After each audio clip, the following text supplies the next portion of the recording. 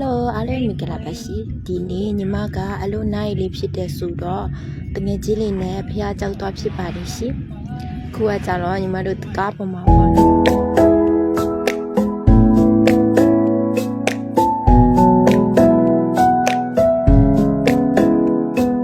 အခုဆိုရင်ညီမတို့ဖိုးကြီးကျောက်ရောက်ပါပြီရှင်ဒါကြတော့ညီမတို့အေကနေပြည့်စင်လာတာပေါ့နော်ဆော့ဆော့သွားကမ်းမှာပေါ့နော်ဖះပေါ်ယူသွားပြီးတော့ပေါ့နော်ဒါကတော့ဆော့ကမ်းမှာဖြစ်ပါတယ်အခုကကြတော့ညီမကတရားမပေးသေးဘူးဆိုတော့ပေါ့နော်ညီမကဖူကြီးကျောင်းပေါ်တက်ပြီးတော့ဖះသွားရှိခိုးမှဖြစ်ပါတယ်ရှင်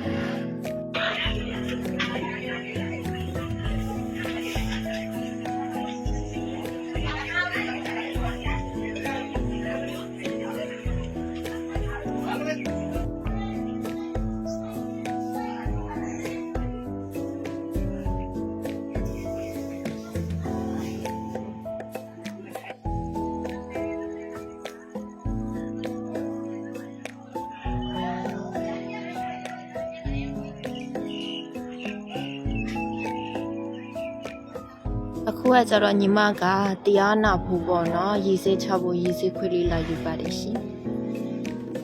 ဒါကကြတော့ညီမတို့တက်တီးလေးတွေပြင်ဆင်ထားတဲ့ဟာလေးတွေပေါ့နော်ဇကွဲပေါ်မှာတင်ထားပါတယ်တရားပြီးပြီဆိုတော့တက်တီးတွေစောလို့ရပါတယ်ရှင်